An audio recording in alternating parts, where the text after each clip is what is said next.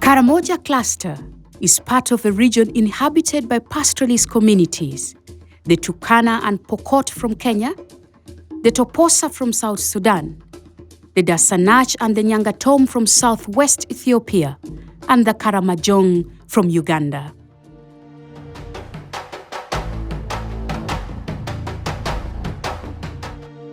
These communities share the same socio-cultural and dialectic roots.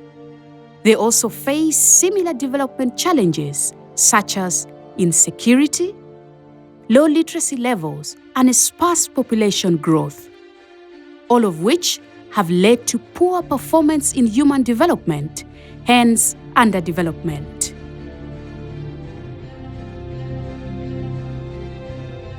On 12 September, a joint cross-border integrated program for sustainable peace and socio-economic transformation for Turkana and West Pokot in Kenya and Karamoja in Uganda was launched. During this ceremony, the heads of state for both Uganda and Kenya witnessed the signing of a memorandum of understanding whose main objective is to address the challenges in the region.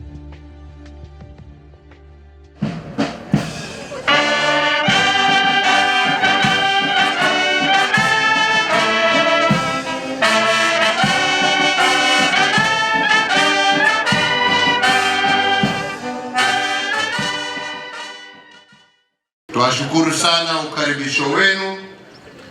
Tukiwa tumefika hapa siku ya leo kwa shughuli ya kuwitness mkataba kati ya serikali ya Kenya na serikali ya Uganda kuhusu maendeleo ya maeneo haya ya mpakani ambayo itaguza haswa jamii ambazo zinaishi hapa kwa mpaka. This is a moment of solidarity for us, and it's really a milestone. We're here for a cross-border program. It's one of the first in the UN's history. The uniqueness, which is big, is making us to share common resources because they are along the border. Before that, we could not share because of war. You were always scattered. At times, you are driven to a place where there is no water, then you lose resources. But that not be the same now, yes, with this program. For us, the journey is actually very historical, given that in 2015, Kenya and Ethiopia signed a similar agreement in the area of Marsabit, a place called Moyale. There's a history that UNDP has been part of, where Kenya and Ethiopia have charted and broke new pathways, which we are now taking forward into other areas and in other countries as well in the sub-region. This initiative started on August 31st, 2018 in Nairobi, and a number of meetings were held by technical and political leaders in collaboration with UN county teams, IGAD, and development partners. The key recommendation of this inaugural meeting was developing a memorandum of understanding and its framework aimed at economically empowering the local communities through a mix of socio-economic transformative programs. This long-term, so it's a program and it's an approach where we work with the communities to figure out how to change their lives. So it's not about an activity and a project. It's about helping these communities to improve their quality of life of the communities. And that is why we were able to go from the technical, which most of those projects are, all the way up to connect to the political commitments which these governments have had. This MOU seeks to enhance border opportunities in these communities without contradicting their cultures and traditions. So what we're saying is let them keep their way of life, but still have access to health, still have access to education, and be able to sell your livestock in the market, have a better quality of life and alternatives.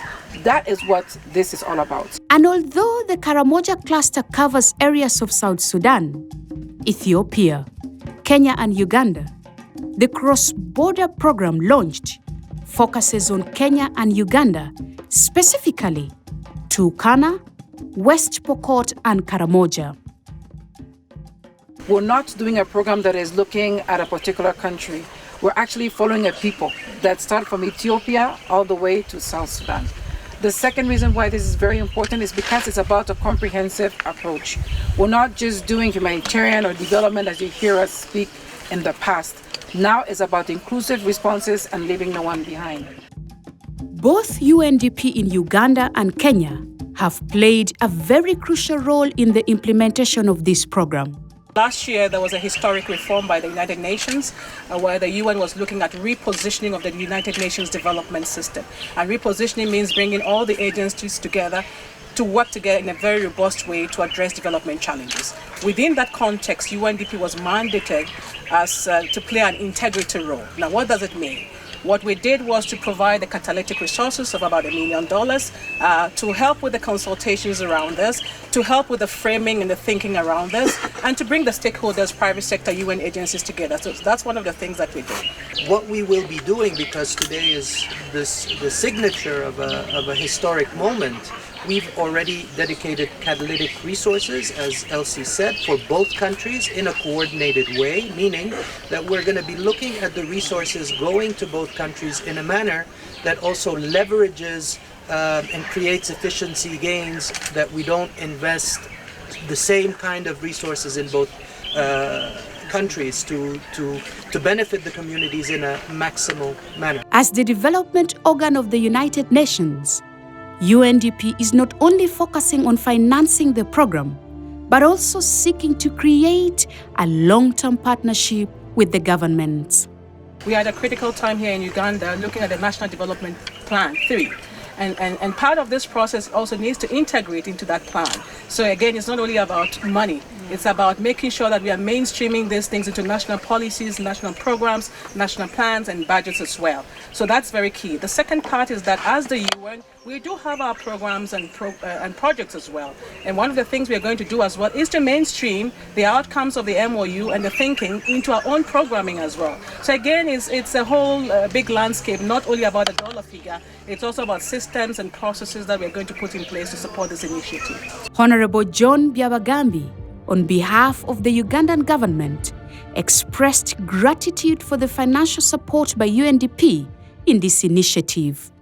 I would like in a special way thank UNDP Kenya and Uganda through UNDP resident representatives who are seated here for providing $950,000 to do the joint work plan priorities of the two countries under the MOU for 2019. This was a historic moment as both heads of state of Uganda and Kenya visited Kobebe Dam, a resource shared by the bordering communities of both countries. Na tukirudi kule kwenye mambo ya maji, tulitumia njia mbili. Ya kwanza ni ya boreholes. Boreholes ni za maji ya kunywa peke yake. Lakini maji ya borehole sio mazuri kwa ng'ombe. Ndio tunafanya sasa communal dams, mabawa ya maji ya jumla ya watu wote. Now these communal dams zinasaidia ile uchumi wetu wa zamani wa kufuga ng'ombe za kienyeji, kwa sababu ng'ombe za kizungu haziwezi kutembea na mguu kwenda kwenye communal borehole na kurudi, communal dam na kurudi. So as long as we are using communal dams, we are restricted to the traditional breeds. But it doesn't matter. Afadhali kuliko kutakuwa na maji yote. Now wakati sasa hivi tuko na damu za pamoja, tunaweza kufuga ng'ombe za kienyeji, tunafuga mbuzi, kwa sababu nataka